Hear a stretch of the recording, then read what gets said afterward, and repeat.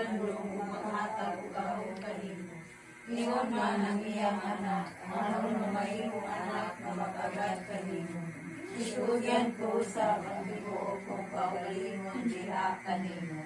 Ihalat ko oray na o inahan, ang akong bawas o kalam, ang akong kinabuhi o katilayunan, aron ihatag nimo kini kang Hesus, ug lumahon sama kanina. Itulyan ko sa kining tanan ngadto sa Espiritu Santo, aron pinangagi kaniya, kay puso si Hesus dinhi kanako. Sa dayon niyang kamatay, iya ako nga hibilin kanimo. Kuha ang biusaha ako kang Hesus diha sa krus.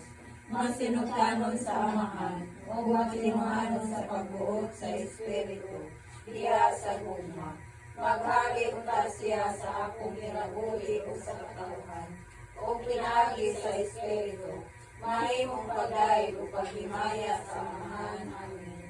Karon, Brad Antonio and Sister Irene, pabati sa atong langit na inahan, ang inyong kalipay sa pagdawat sa atong mahal na inahan, sa iyong kabuntagon.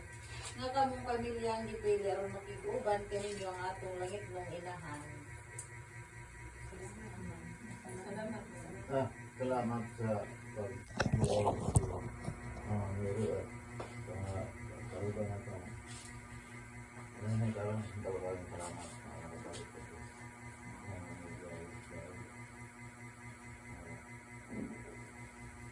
Langit kong amahan, Lord Jesus and Mama Mary, inyong nabati ang among igsoon sa ilang pagpasalamat, pangamuyo o kalipay. Nga niya karon nakiguban sa ilang pamilya, busa o man kanila nagkayusa kami sa among mga pag-ampong sakripisyo. Alang sa kalinaw sa tibok kalibutan, o pagbayad sa tanang sala sa katawhan, o pagbalik sa mga